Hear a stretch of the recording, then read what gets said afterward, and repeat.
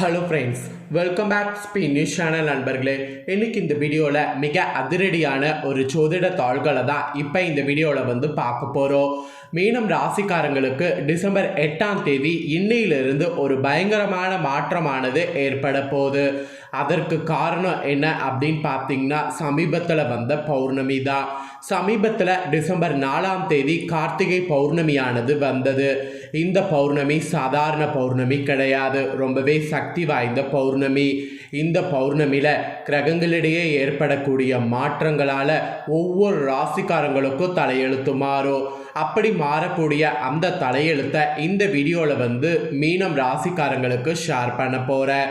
மீனம் ராசியில் பிறந்த நேயர்கள் இந்த ஒரு வீடியோவை ஸ்கிப் பண்ணாமல் பாருங்கள். உங்களோட ராசி நட்சத்திரத்துக்கு பௌர்ணமினால் என்ன பலன் கிடைக்கும் அப்படிங்கிறத தெரிஞ்சு அதற்கேற்ப நடந்து பலன் பெறுங்க. உங்களுக்கான பௌர்ணமி பலன் மட்டும் இல்லாமல் ஒரு பரிகாரமும் இருக்குது. அது கார்த்திகை பௌர்ணமி பரிகாரம். இந்த பரிகாரம் நீங்கள் செய்கிறதுனால உங்கள் தலையெழுத்து நிச்சயம் மாறும். ஸோ அந்த பரிகாரம் என்ன, அதை செய்கிறதுனால எப்படி உங்களுக்கு லைஃப்பில் முன்னேற்றம் ஏற்படும் அப்படிங்கிறத சொல்ல போகிறேன். என்னதான் பௌர்ணமி முடிஞ்சிருந்தாலும் பௌர்ணமியுடைய சூத காலம் இந்த கார்த்திகை மாதத்தில் இருக்குது. அதனால் கார்த்திகை மாதம் முடியறதுக்குள்ளே இந்த பரிகாரம் செய்திங்கன்னா நிச்சயம் உங்கள் தலையெழுத்து மாறும். ஃபஸ்ட்டு உங்களுக்கு நட்சத்திரத்துக்கு ஏற்ப இந்த பௌர்ணமினால் என்ன பலன் கிடைக்க போகுது அப்படிங்கிறத ஷேர் பண்ணுறேன். பௌர்ணமினால் ஃபஸ்ட்டு உங்களுக்கு என்ன பலன் கிடைக்கும் அப்படிங்கிறத தெரிஞ்சுக்குங்க. அதுக்கப்புறமேட்டு உங்களுக்கான பரிகாரமும் இந்த வீடியோவில் பார்க்கலாம். ஆக்சுவலி பார்த்தீங்கன்னு வச்சுக்கோங்களேன், மீன ராசிக்காரங்க கரெக்டாக புரட்டாதி 4ஆம் பாதத்தில் பிறந்தவங்களுக்கு ஃபஸ்ட்டு சொல்லப்பட்டிருக்கு. இதில் பிறந்தவங்களுக்கு என்ன நடக்கும் அப்படிங்கிறத தெரிஞ்சுக்குங்க. பிறர் நலனில் அக்கறை கொண்ட உங்களுக்கு இனி வரக்கூடிய நாட்கள் நிதானமாக செயல்பட வேண்டியது அவசியம். ராசிநாதன் குரு வக்ரம் அடைந்திருப்பதால் செயலில் தடுமாற்றம் ஏற்பட போகுது.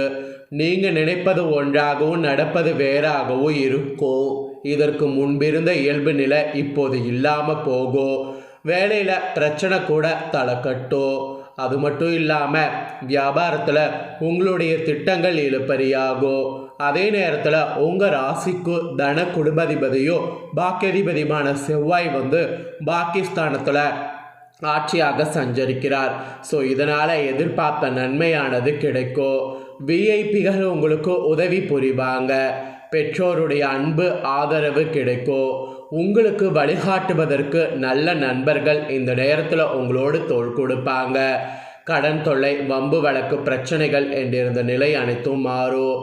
குடும்பத்தில் சுபிட்சமான நிலை ஏற்படும். மாணவர்களுக்கு படிப்பில் அக்கறை அதிகரிக்கும்.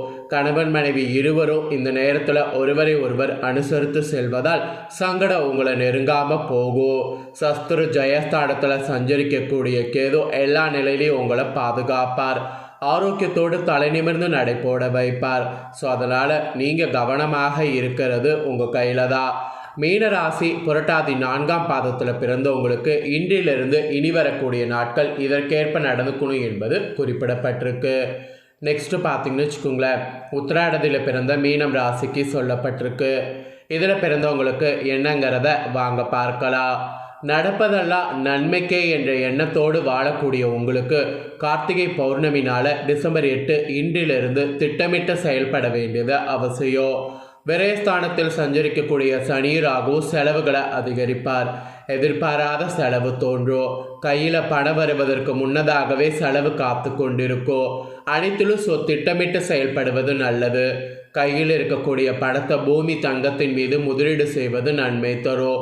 வசிக்கக்கூடிய வீட்டை உங்கள் விருப்பத்திற்கேற்ப புதுப்பிக்கலாம். வியாபாரத்தில் அதிகபட்ச கவனம் தேவை. முதலீட்டுக்கேற்ற லாபம் கிடைக்காம போகும். குடும்பத்தில் ஏதேனும் பிரச்சனைகள் ஏற்படும். கணவன் மனைவிக்குள் சச்சரவு உண்டாக வாய்ப்பு இருப்பதால் ஒருவரை ஒருவர் அனுசரித்து செல்வது விட்டு கொடுப்பது நலம் தரும்.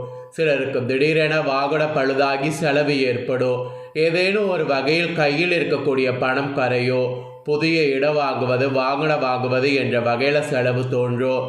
அரசியல்வாதிகளுக்கு நிதானமாக செயல்பட வேண்டிய நேரம் இது. யாரையுமே பகைக்காம அனுசரித்து செல்வதால் எதிர்மறை பலன் ஏற்படாமல் போகும். அதே நேரத்தில் சப்தாதிபதி புதன் சஞ்சாரம் சாதகமாக இருப்பதால் பிரச்சனை வந்தாலும் அதை உங்களை சமாளிக்க முடியும். அதிர்ஷ்டக்காரகன் சுக்கிரன் சஞ்சாரத்தால் குடும்பத்தினர் உங்கள் மீது அன்பு செலுத்துவாங்க. எந்த பிரச்சனை வந்தாலும் அதை உங்களால் சமாளிக்க முடியும். நட்பு வட்டம் உங்களை பாதுகாக்கும். சுக்கிரன் பாகிஸ்தானத்தில் சஞ்சரிப்பதால் வருமானம் உயரும். பிறருக்கு உதவி செய்யக்கூடிய அளவிற்கு கையில் பணப்புழக்கம் இருக்கும். உதவி என கேட்பவர்களுக்கு தகுதி பார்த்து உதவி செய்வது முக்கியம். நீண்ட கால கனவு இந்த நேரத்தில் நனவாகும். உடல்நல சீராகும். ஆரோக்கியம் மேம்படும். உங்கள் நட்சத்திரத்துக்கு இதுதான் பலன். இதற்கேற்ப இனி வரக்கூடிய நாட்கள் நடந்துக்குங்க. அப்புறம் ரேவதியில் பிறந்த மீனம் ராசிக்கு சொல்லப்பட்டிருக்கு. வார்த்தைகளில் கனிவு செயலில் நிதானமும் கொண்டு வாழ்வில் வெற்றி அடைந்து வரக்கூடிய உங்களுக்கு இந்த பௌர்ணமினால் இன்றிலிருந்து யோகமாக இருக்க போகுது. உங்கள் ராசிக்கு சுகாதிபதியும் சப்தாதிபதியுமான புதன் அஷ்டமஸ்தானத்தில் இருப்பதால் மறைந்த புதன் நிறைந்த செல்வங்கள் தருவார் என்பதற்கேற்ப வருமானத்தில் இருந்த தடைகள் விலகும். எடுக்கக்கூடிய முயற்சிகள் வெற்றி பெறும். வரவேண்டிய பணம் வரும். பொருளாதார நிலை உயரும். கலைஞர்கள் வியாபாரிகளுக்கு எதிர்பார்த்த ஒப்பந்தம் கிடைக்கும். புதிய இடம் வீடு வாங்குவது போன்ற முயற்சிகள் நிறைவேறும். சுயதொழில் செய்பவர்களுக்கு ஆதாயம் கூடும். மாணவர்களுக்கு படிப்பில் அக்கறை அதிகரிக்கும். உறவினர் மத்தியில் செல்வாக்கு உயரும். புதத்திய யோகம் உண்டாவதால் நீங்களே நம்ப முடியாத அளவிற்கு உங்கள் நிலை மாறும். கையில் பணம் பொருளும். செல்வாக்கு உயரும். பணியாளர்களுடைய நீண்ட நாள் முயற்சி வெற்றி பெறும். 6வது இடத்தில் சஞ்சரிக்கக்கூடிய கேது உங்கள் ஆற்றலை அதிகரிப்பார். நோய் நொடி எதிர்ப்பு என்றிருந்த நிலைகளில் மாற்றத்தை உண்டாக்குவார். வழக்குகளை சாதகமாக்குவார். பாகிஸ்தானத்தில் சஞ்சரிக்கக்கூடிய சூரியன் பெரியவர்களுடைய ஆதரவை ஏற்படுத்துவார். கலைஞர்களுக்கு யோகமாக இருக்கக்கூடியதாக இருக்க போது. மாணவர்களுக்கு படிப்பில் இன்ட்ரெஸ்ட்டு உண்டாகும். ஸோ ரேவதியில் பிறந்த மீன ராசிக்கு இன்றிலிருந்து இதுதான் பலன். இதற்கேற்ப நடந்து பலன் பெறுங்க. மீனம் ராசிக்காரங்க உங்கள் நட்சத்திரத்துக்கேற்ப இன்றிலிருந்து என்ன மாதிரியான பலனை நீங்கள் பெறுவீங்களோ அதை தெளிவாக இந்த வீடியோவில் ஷேர் பண்ணிட்டேன். ஷேர் பண்ணதை தெரிஞ்சிருப்பீங்க. தெரிஞ்சதுக்கேற்ப நடந்து பயன் பெறுங்க. கார்த்திகை மாதங்கிறதுனால இந்த மாதத்தில் பண கஷ்டம் தீர நீங்கள் ஒரு விளக்கு பரிகாரம் செய்யணும். அது என்ன பரிகாரம் அப்படிங்கிறத உங்களுக்கு சொல்கிறேன். உங்கள் ராசிக்கு அந்த பரிகாரத்தை மறக்காமல் செய்து பயன் பெறுங்க. விளக்கு வழிபாட்டுக்கு உகந்த மாதம் கார்த்திகை மாதம். பணக்கஷ்டம் தீர்வதற்கு வேண்டுதல் வைக்க வேண்டிய மாதம் கார்த்திகை மாதம். ஈசனுக்கு உகந்த மாதம் கார்த்திகை மாதம்.